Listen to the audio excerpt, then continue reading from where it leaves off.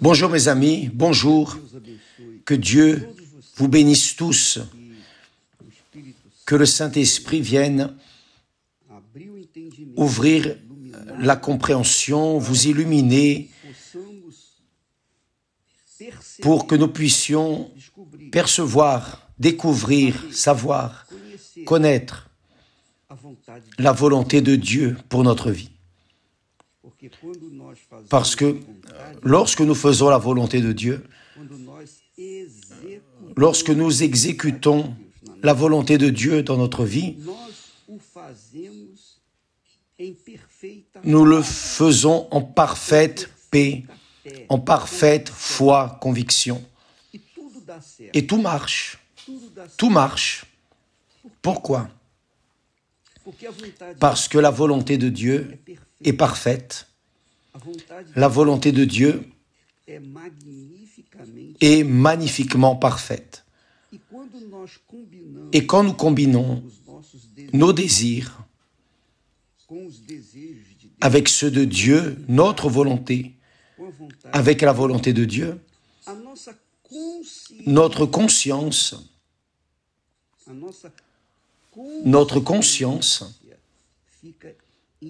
reste en paix. Savez-vous ce qu'est avoir la conscience en paix? C'est quand vous accomplissez votre devoir. Quand vous faites ce que vous vouliez qu'il soit fait et vous obéissez. Juste à titre d'exemple. La personne, par exemple, a commis un crime. Alors, ce crime qui a été commis, qu'elle a commis, reste dans sa conscience. La personne peut fuir dans n'importe quel endroit du monde, n'être découverte par personne, rester cachée de tout et de tous. Mais sa conscience reste accusée.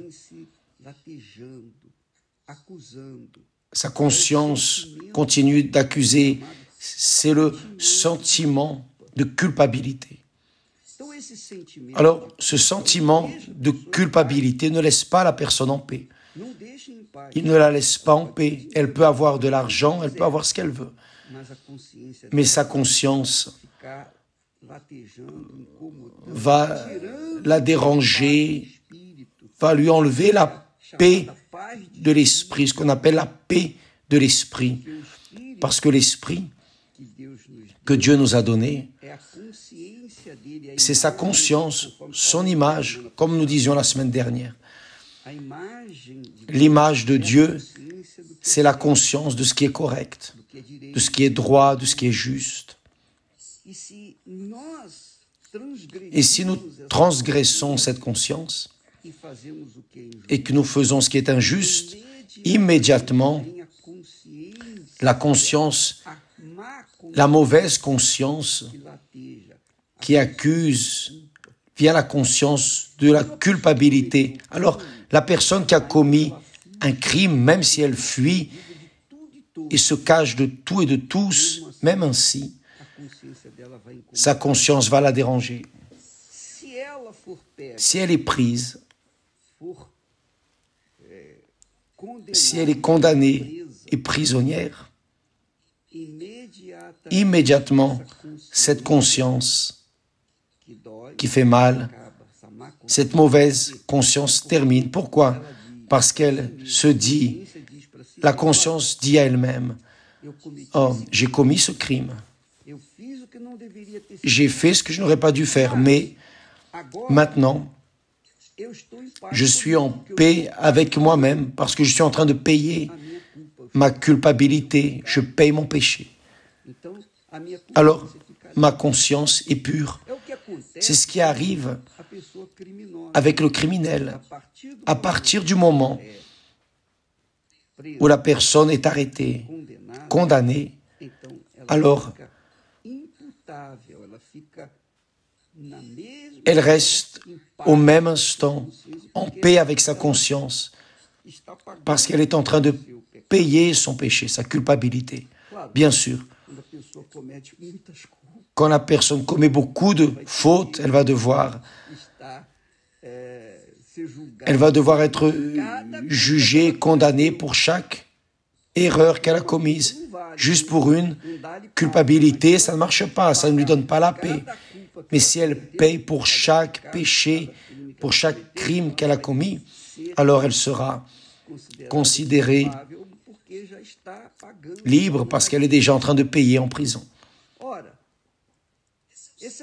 C'est le sentiment de la conscience divine, de l'image de Dieu. Alors, lorsque nous avons cette conscience pure, quand nous faisons ce qui est correct, notre conscience est en paix, nous avons la paix d'esprit. Paix d'esprit. Par exemple, parfois, la personne a commis l'adultère. La personne a commis l'adultère. La femme ou le mari ne le sait pas qu'elle a commis l'adultère. Mais, bien qu'étant là, la conscience de la personne accuse, jusqu'à ce qu'elle confesse, jusqu'à ce qu'elle déchire l'âme et confesse son péché à la personne qui a été offensée. Dans ce cas-là, l'épouse ou le mari. Et surtout Dieu. Voyez, mes amis, nous sommes en train de parler du baptême du Saint-Esprit. Nous nous focalisons, nous fortifions l'idée que les personnes reçoivent le baptême du Saint-Esprit. Mais il y a des personnes, et je me rappelle d'une certaine personne maintenant, qui est en train de chercher le Saint-Esprit depuis un certain temps. Et elle n'arrive pas à recevoir le baptême du Saint-Esprit. Elle est toujours en train de se présenter à Dieu. Oh Dieu, je veux, je demande, je supplie, je jeûne, etc. Mais le baptême du Saint-Esprit n'arrive pas. Pourquoi? Parce qu'elle est en manque envers elle-même. Et Dieu sait cela. Dieu connaît chaque chose. Dieu sait qu'elle a dans sa conscience une accusation, une culpabilité, parce qu'elle ne s'est pas délivrée de cette mauvaise conscience. Elle ne s'est pas délivrée de cette culpabilité. Donc, qu'est-ce qui se passe? Rien. Les années passent et elle continue à souffrir du même problème. C'est pour cela que je vous parle ici maintenant, que je veux vous aider, vous qui vivez ce drame. Laissez-moi vous dire quelque chose ici, quelque chose que la Bible enseigne.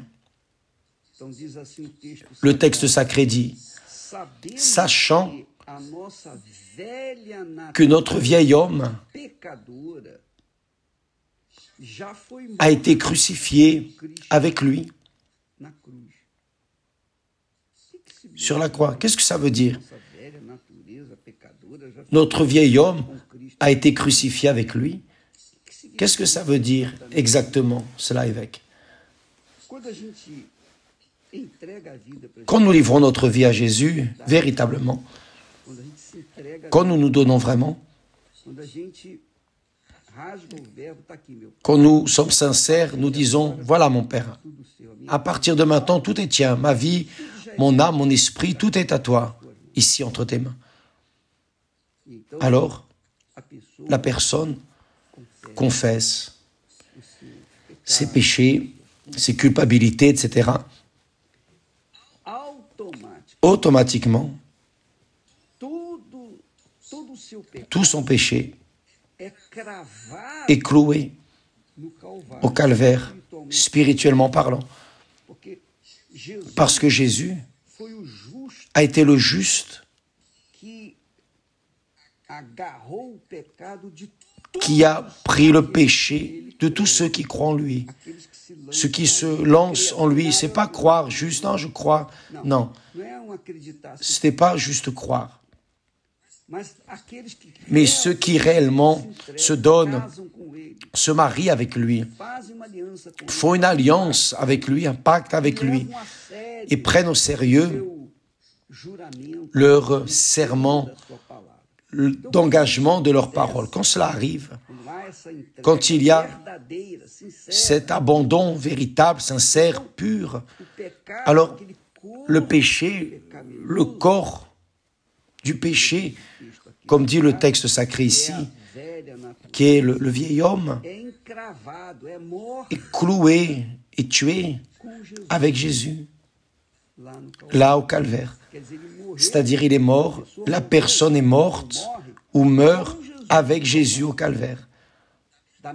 De la même façon que le Seigneur Jésus est mort, a été enseveli et au troisième jour est ressuscité, cette personne qui donne vraiment, sans aucune condition, restriction, rien, de manière inconditionnelle, se donne à Jésus, elle aussi meurt comme Jésus l'a été. En Jésus, elle meurt. En Jésus, elle est ensevelie. Elle est ensevelie. Le corps du péché est enseveli à travers le baptême dans les eaux. Dans le baptême des eaux, elle est ensevelie. Elle enterre là sa vieille nature. Elle cesse de vivre. Elle cesse, disons, d'être adultère. Elle cesse d'être ce qu'elle était. Elle disait des gros mots. Elle avait un mauvais caractère. Elle ensevelit dans les eaux sa vieille nature. Si elle était prostituée, elle ne l'est plus. Elle est enterrée. Tout comme elle meurt en Jésus, elle est ensevelie à travers le baptême dans les eaux. Et une fois ensevelie, quand elle sort des eaux, elle commence à vivre une vie nouvelle. Pourquoi? Parce que la vieille nature a été ensevelie à travers le baptême dans les eaux. C'est-à-dire, à travers l'ensevelissement. Baptême veut dire ensevelissement. Baptême veut dire ensevelissement. Enterrement. C'est ça même. Donc, par exemple, quand Dieu a délivré le peuple d'Israël d'Égypte, Israël a dû passer au milieu de la mer Rouge. Ça a été un baptême, un genre de baptême de ce peuple. Quand Josué a fait Josué traverser le Jourdain à pied sec, ça a été un baptême de la nouvelle génération d'Israël qui est entrée dans la terre promise. Quand Jean-Baptiste est venu, Jean-Baptiste restait dans le désert, vivait dans le désert, prêchait dans le désert. Il baptisait les personnes dans le fleuve Jourdain, dans le désert. Donc, qui vivait dans les villes, par exemple à Jérusalem, et voulait ensevelir sa vieille nature, voulait vivre une vie nouvelle avec Dieu, faire un pacte avec Dieu, allait là, dans le désert, et était baptisé par Jean-Baptiste. Vous comprenez? Alors, les personnes qui sont baptisées dans les eaux doivent vouloir, doivent désirer, doivent aspirer la mort de la vieille nature, la nature pécheresse, le corps du péché, c'est-à-dire le corps qui a une vie pour le péché, n'a pas une vie pour la sainteté, une vie pour le péché. Ce corps doit être enseveli, il doit mourir sur la croix, il doit être enseveli, pour qu'alors, quand elle se relève des eaux, de l'ensevelissement, elle se lève comme Jésus s'est levé de son ensevelissement. Jésus a ressuscité. Alors, vous qui me regardez en ce moment, avez besoin de comprendre cela avec beaucoup de perfection pour savoir pourquoi. Peut-être que vous cherchez le baptême du Saint-Esprit, vous ne le recevez pas, parce que vous voulez, en réalité, vous voulez être baptisé, vous voulez recevoir le Saint-Esprit, vous voulez plonger dans l'océan de l'Esprit, mais avec un corps de péché, avec le corps du péché. Non, ce corps du péché doit être enseveli. Il doit mourir. En d'autres mots, c'est mieux. Il meurt quand la personne réellement donne sa vie à Jésus, fait un pacte avec Jésus, qui est mort sur la croix avec tous ceux qui croient en lui. Qui ne croit pas, n'est pas mort, continue avec le corps du péché, mais qui croit, meurt avec Jésus sur la croix. Et comme ils meurent, ils sont ensevelis aussi. Ils sont ensevelis. Et quand ils se relèvent du baptême ou de l'ensevelissement de leur corps pécheur, c'est pour vivre en nouveauté de vie. Et là, la personne, clairement, commence à vivre en nouveauté de vie. Même si elle n'a pas reçu le Saint-Esprit, elle commence à vivre en nouveauté de vie parce que elle n'a plus de plaisir avec le péché, parce que son corps, le corps qui commet le péché, déjà enseveli.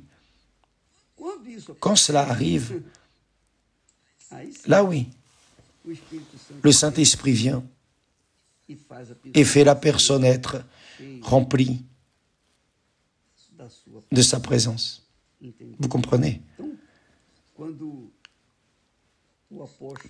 Quand l'apôtre Paul enseigne ici, en disant, sachant que notre vieil homme, c'est le corps du péché, notre vieil homme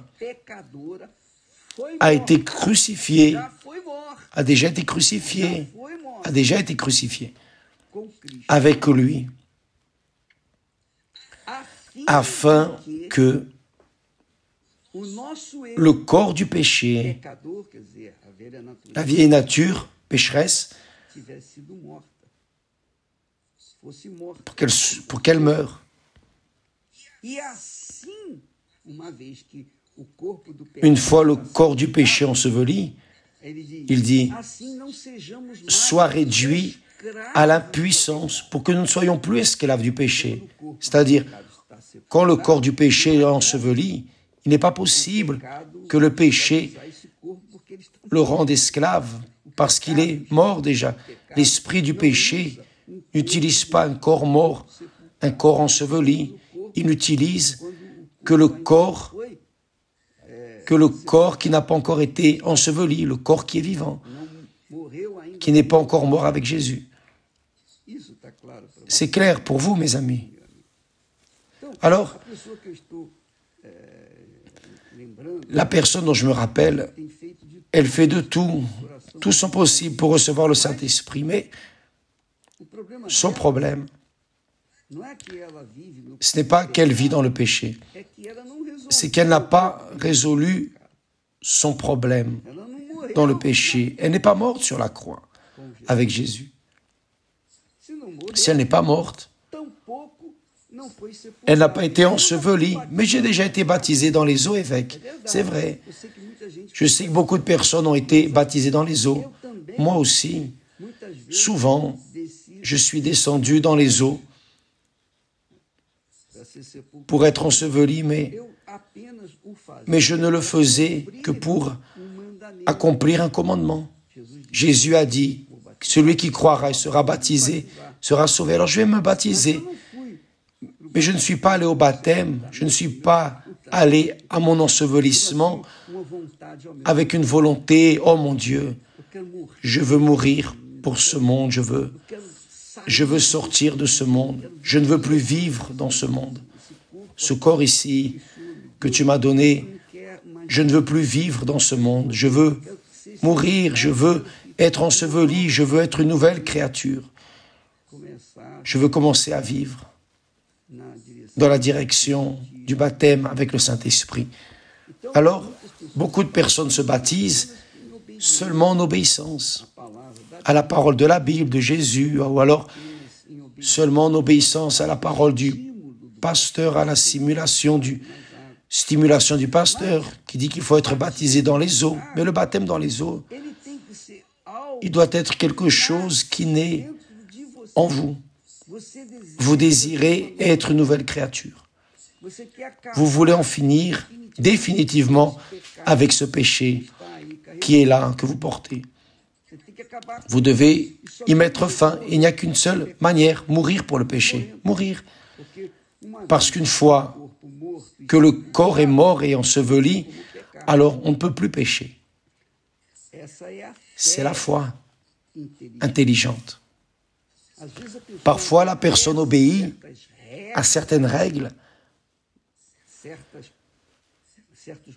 à certains commandements de la Bible, juste pour obéir. Par exemple, les Juifs gardent le sabbat, ils obéissent.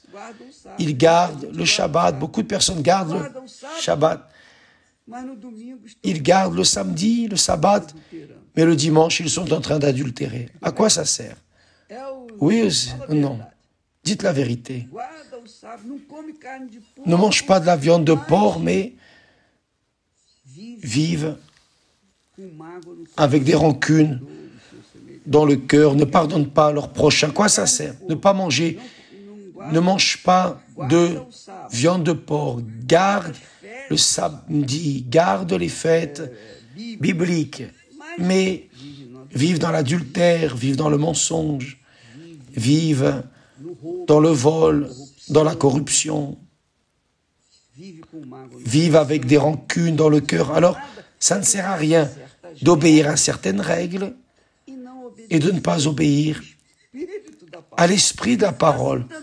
Ainsi sont beaucoup de personnes, elles sont baptisées pour accomplir une règle, un commandement, une doctrine, mais dans le cœur, elles sont vivantes pour garder le cœur rempli de rancune contre une autre personne. Alors ça ne sert à rien. Alors mes amis, pensez bien à votre vie. Nous allons avoir dans cette fin d'année, vendredi, le dernier jour de l'année, l'Église universelle aura ses portes ouvertes pour réaliser le baptême dans les eaux. Et vous ne pouvez pas aller vous baptiser dans les eaux à « je vais me baptiser pour être béni ». Non, vous devez vous baptiser dans cette conscience « je veux mourir pour le monde. Je veux commencer la nouvelle année avec une vie nouvelle ». Ce n'est pas ce que tout le monde veut. « Ah, je veux une vie nouvelle ». Il y a des personnes qui vont à la plage commémorer, célébrer la nouvelle année et plonger dans 7 vagues. Elles ont déjà plongé dans presque 7000 vagues et elles continuent à vivre la même vie. C'est la réalité. Si vous accomplissez une obligation religieuse, même si elle est en accord avec les Saintes Écritures, mais vous ne vous défaites pas de votre corps pécheur avec l'ensevelissement, vous n'allez pas dans le baptême des eaux avec cette conscience. Non, plus jamais je ne serai une prostituée, plus jamais je ne serai bandit, plus jamais je ne serai voleur, plus jamais je ne serai menteur, plus jamais je ne vais trahir mon épouse, plus jamais, je ne vais garder de rancœur contre personne, plus jamais, je vais commencer une nouvelle vie. Là, oui, le baptême va arriver. Vous allez être enseveli. Votre corps de péché va être enseveli. Et votre conscience sera absolument pure, propre, parce que vous serez en paix avec vous-même et surtout avec Dieu. Là, oui, le baptême avec le Saint-Esprit est une chose naturelle. Que Dieu vous bénisse tous et j'espère que vous ayez compris et surtout que vous voulez mettre en pratique immédiatement. Alors, quand la personne veut réellement, mon Dieu, je veux changer de vie, je ne vais pas me baptiser pour plaire à l'un ou l'autre, plaire au pasteur ou à l'évêque, non. Je veux me baptiser parce que je veux te plaire, je veux commencer une vie nouvelle. Que Dieu vous bénisse au nom du Seigneur Jésus. Amen.